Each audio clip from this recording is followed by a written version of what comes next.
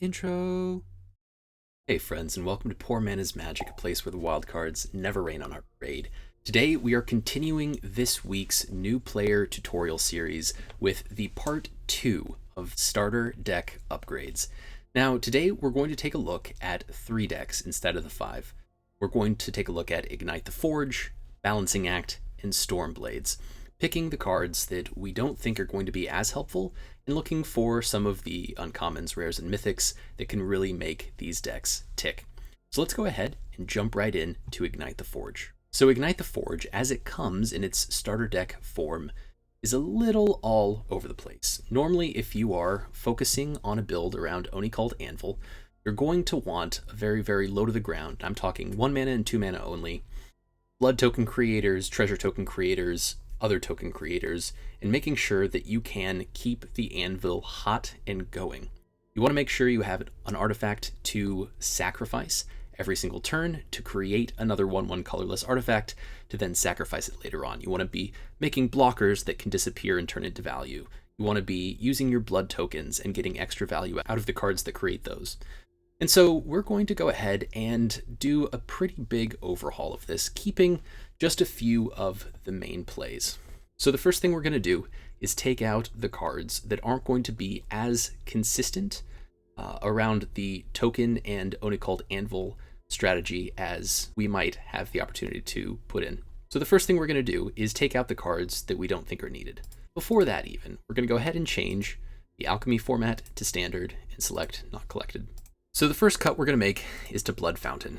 This card is a little just not powerful enough. It doesn't really create a lot of value.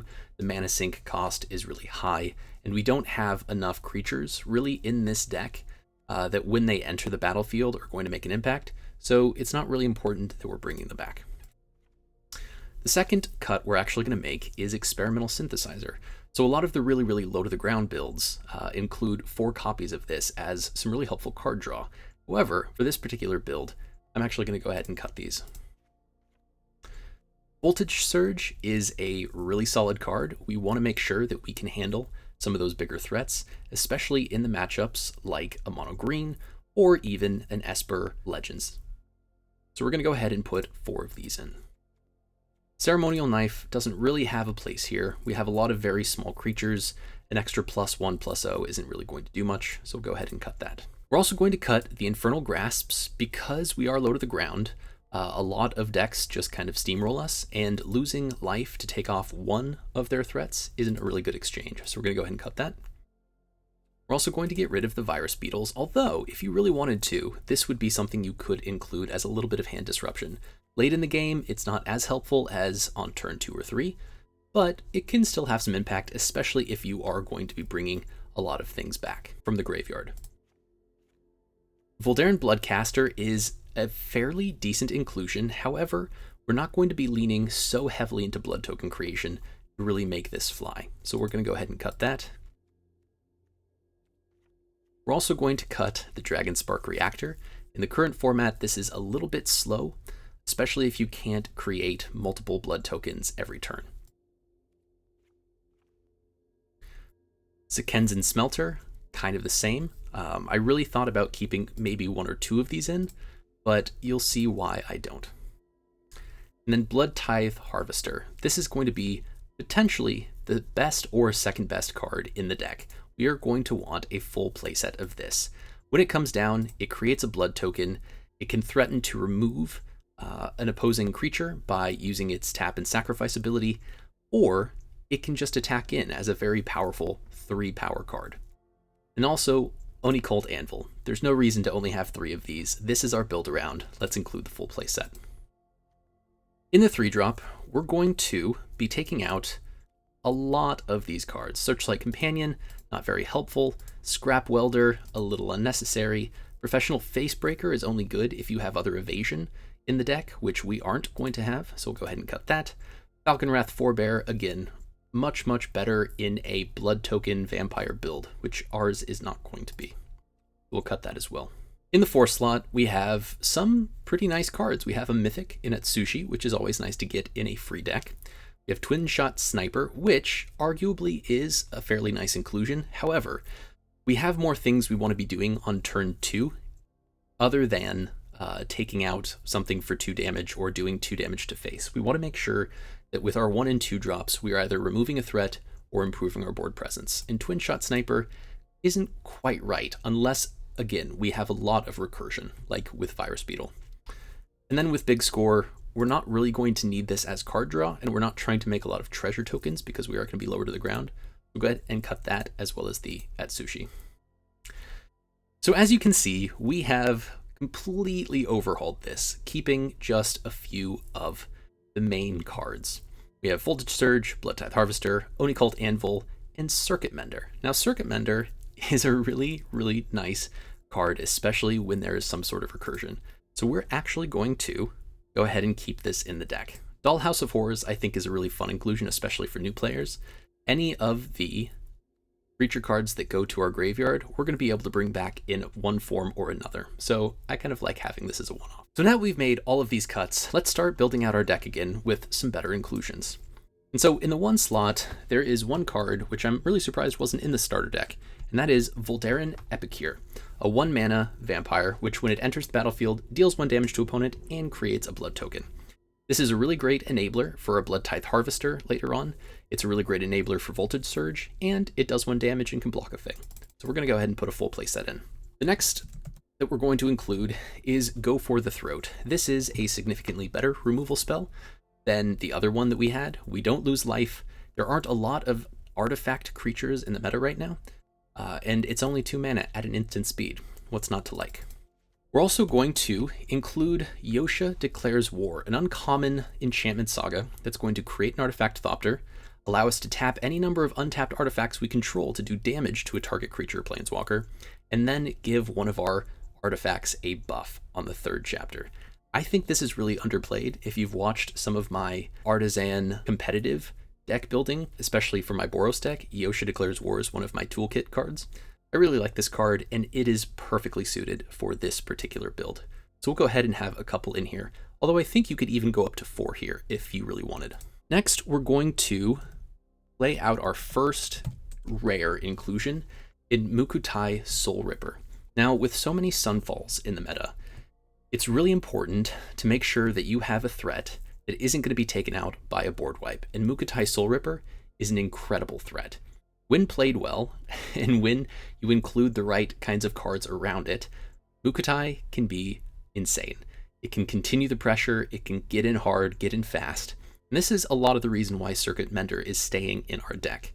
At 2 power, it can crew Mukotai Soulripper if it comes down on turn 3 after a turn 2. Very, very nice combo play.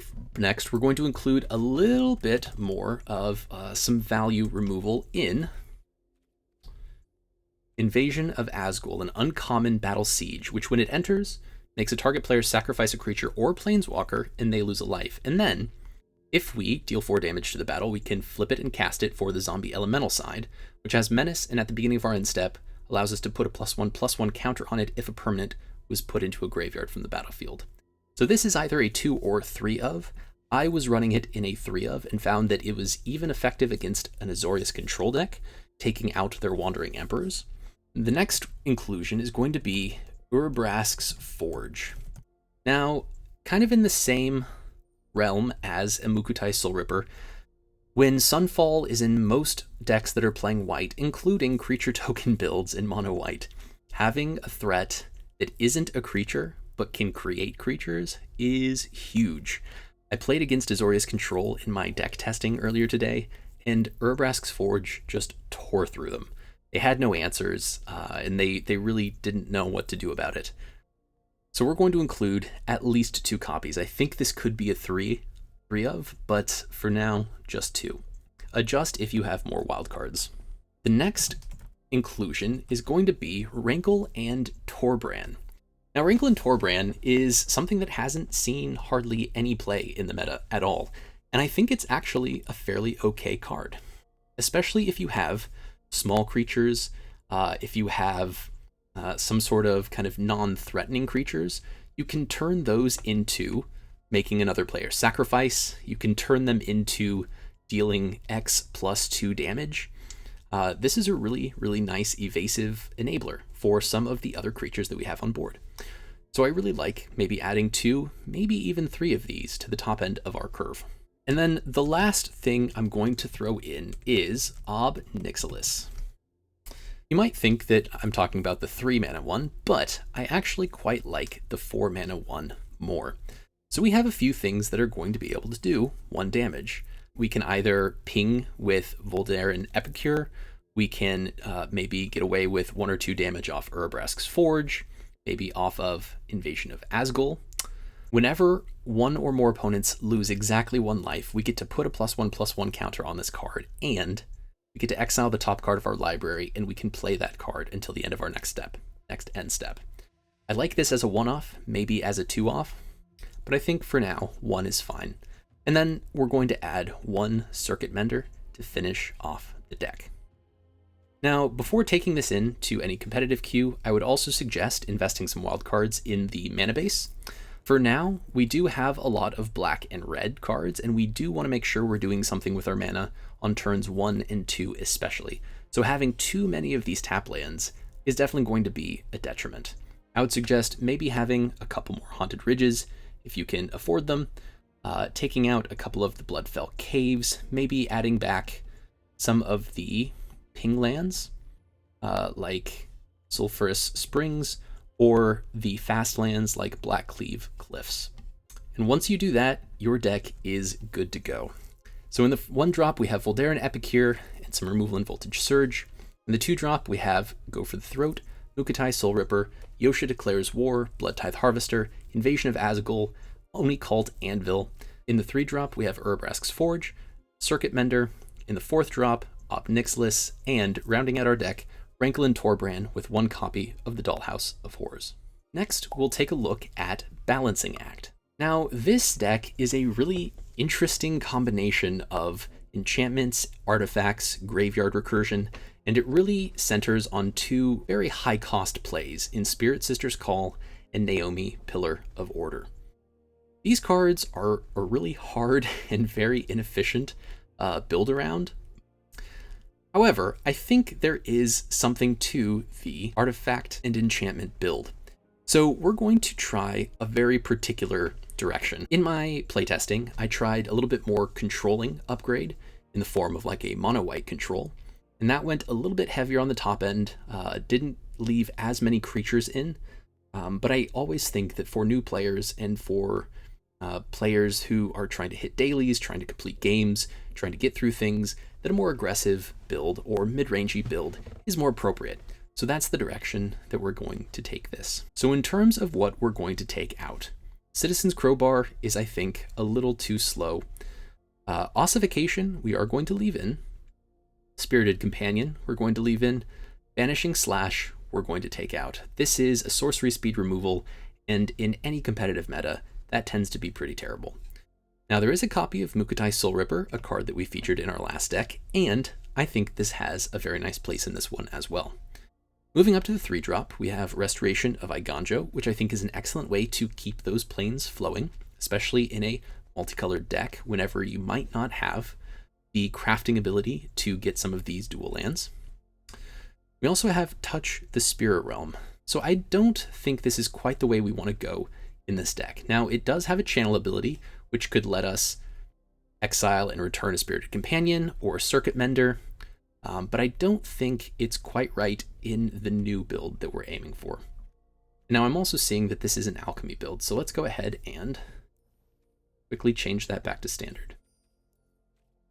So after Restoration of Eiganjo, we have Nezumi Blade Blesser, which we are going to cut. We also have Soul Transfer, which could be some nice recursion, but I think is, again, a little too slow in a removal slot. And we do have Circuit Mender, which we're going to keep. In the 4 slot, we have some other removal and some more recursion. I think all of these are probably too slow. There's not enough going on in our deck in the 1, 2, and 3 turns for us to just take off an entire turn 4. So we're going to cut all of these cards. In the 5-drop, we do have Mysterious Limousine, which could be good, but I think is maybe taking up some space that could be better filled by another card. So we're going to go ahead and cut that for now.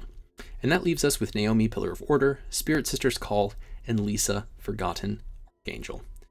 In the 7th slot, we do have Combat Thresher, but this really is going to be more of a turn 3. So this is what we're left with after making our cuts for the Balancing Act deck. Now let's go ahead and put some other cards in. In the 1-drop is one of the most overlooked cards in the current multicolor heavy meta, and that is Spectrum Sentinel, a 1 colorless mana artifact creature with protection from multicolor that allows us to gain life when non-basic lands enter under our opponent's control. This is going to be a 4-of inclusion. Now in the 2 slot, we are going to add another ossification. We're going to keep our Spirited Companion where it is, and we're going to add one more Mukotai Soulripper. Additionally, we're going to take a look at a rare artifact creature named Razorlash Transmogrant. Now, this is a 3/1, 2-mana creature that has a mana sink of 4 mana and 2 black to return Razorlash Transmogrant from your graveyard to the battlefield with a +1/+1 counter on it. And this ability costs 4 less to activate if opponent controls 4 or more non-basic lands. Now, this is kind of the same reasoning as the Spectrum Sentinel. The meta is very multicolor heavy, with the exception of mono red, and this is going to have its moments to shine. So we're going to include 2 of these.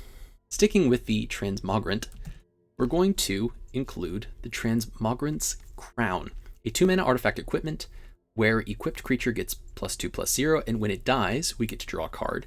And you can either equip it for 2, or you can pay 1 black mana. Now this is going to be a 2-of inclusion. If I had another one, I might be tempted to include it, but we're also not running as many creatures as we might otherwise want if we were going to have that many copies in. So 2 is going to do for now. And because we have taken out quite a bit of our exile removal, we're going to add some back in. But we want to stick again to this artifact enchantment kind of build, so we're going to turn to Annex Sentry. Now this is also going to give us a little bit bigger body to play defense. It's going to be able to respond to some of those early plays from opponents, and it does have some restriction in the mana value 3 or less, but for most of the bigger threats in the meta, and this includes some of the Esper legend threats like Rafine Scheming Seer, this is going to do just fine. So 3 copies of Annex Sentry are going to stay in there. Now we're also going to buff up our 5-mana creatures a little bit. We'll add another Lisa, Forgotten Archangel, and we are going to add one more Spirit Sister's Call. This can be a really nice recursive machine, but it needs to be a little bit more consistent. We need to be drawing into at least 1 every 15-20 cards, which I think is probably possible most of the time. And then lastly, this deck can fall behind a little bit.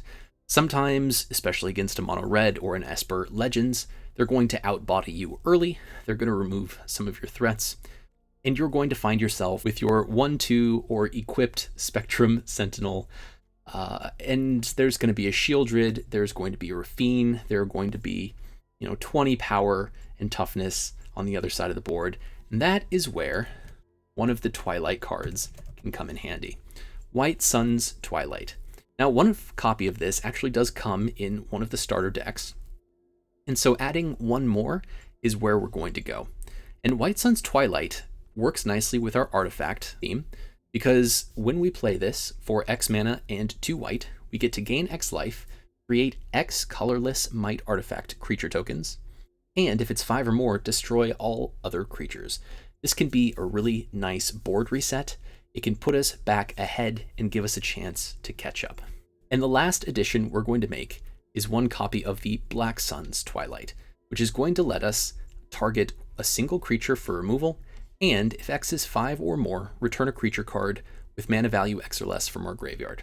So this is the new direction for this deck. We have plenty of artifacts, we have some really nice enchantments, and we have a little bit more consistent top end and a way to catch up with our removal. The starter deck only includes 1 copy of Roadside Reliquary. I think this can be a 2 or maybe even 3 copy, but that is going to require getting rid of some of your dual lands or some of your basic lands. And again, just like last time, we are going to want to include as many dual lands as we can, only if you have the extra wildcards with which to do it. And that is going to be our Balancing Act upgrade. In the 1 mana slot, we have Spectrum Sentinel. In the 2 slot, we have Ossification, Spirited Companion, 2 copies of Razorlash Transmogrant, Transmogrant's Crown, 2 copies of Mukotai Soulripper. In the 3 drop, we have 3 copies of Annex Sentry, 1 copy of the Restoration of Iganjo, 3 Circuit Menders, 2 Combat Threshers. In the 5 drop, we have Naomi, Pillar of Order, Spirit Sister's Call, Lisa, Forgotten Archangel, and finally rounding it out with both the White Sun and Black Sun's Twilight. So now let's take a look at Storm of Blades. So Storm of Blades is really leaning into the samurai or warrior mechanics. This is really going to want you to attack with a single creature and trigger a whole bunch of different creatures' abilities for that one creature attacking. Now, when I initially played with this, one of the biggest problems with these starter decks is just consistency. You don't always draw into your higher power creatures. Sometimes the synergy isn't quite right. It might not be the right combinations of cards. It might not be the right numbers of certain combinations of cards. But regardless, I think there is some promise with Storm of Blades. So let's take a look. We'll go ahead and first set it to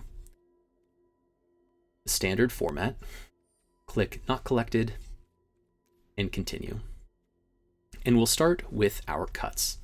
Now, because there is a little bit of a modified angle to the Samurai deck, we're going to be seeing cards like Kami's Flare, Goro Goro, Rabbit Battery, and Kumano. I think these are actually really interesting play arounds, especially if you don't want to sink too many rares or mythics into this build. So in the 1 slot, we have Kumano. I think this needs to be a 4 of in every deck in which it's relevant. Play with Fire, I think, is a pretty nice inclusion at 3. We are going to cut both Rabbit Batteries and both Reinforced Ronin. Eater of Virtue can be a cool card, but I think it's just a little too slow in this particular build. Although, if you were going to include any sort of artifact, and we are going to cut Ancestral Katana, Eater of Virtue is the cheapest. It's only 1 mana to both play and equip, and your creature gets +2/+0. That's not too bad.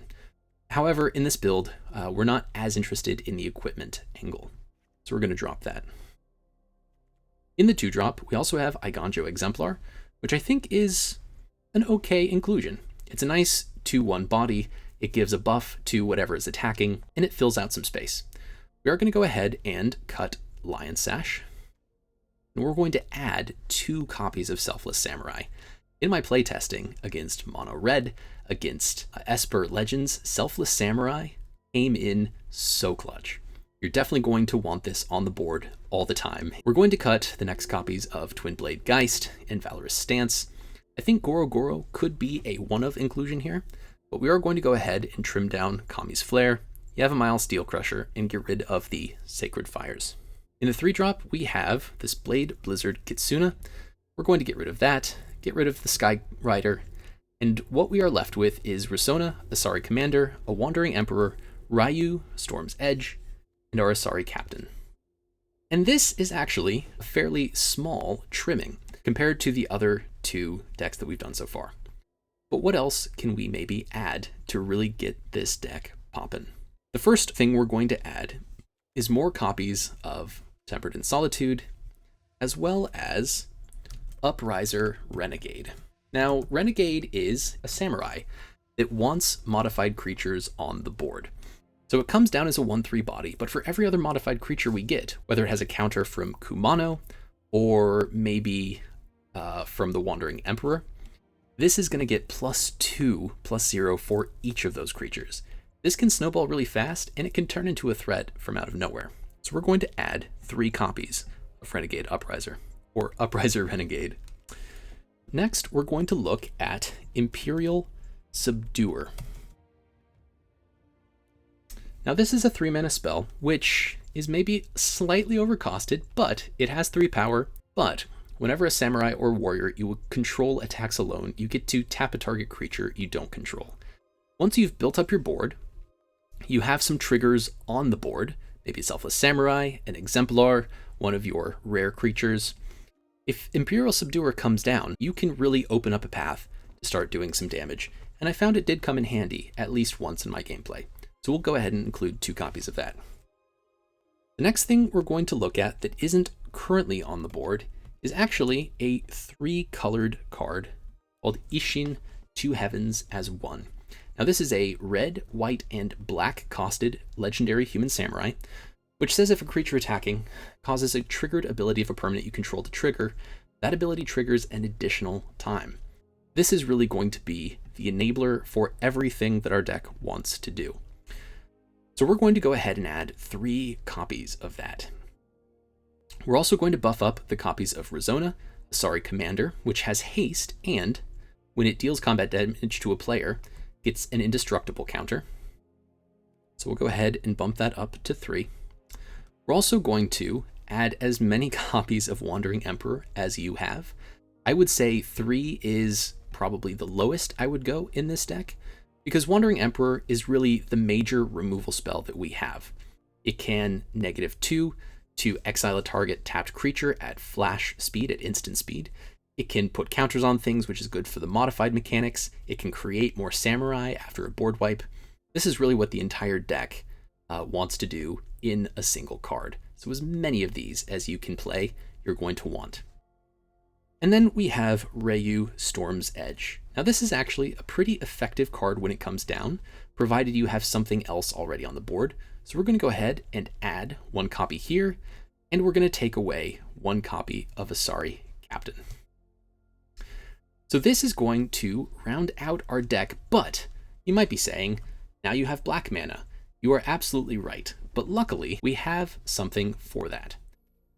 We have a colorless land called Secluded Courtyard, which is going to allow us to, as it enters the battlefield, choose a creature type and add 1 mana of any color in order to spend that mana to cast a creature spell of that chosen type.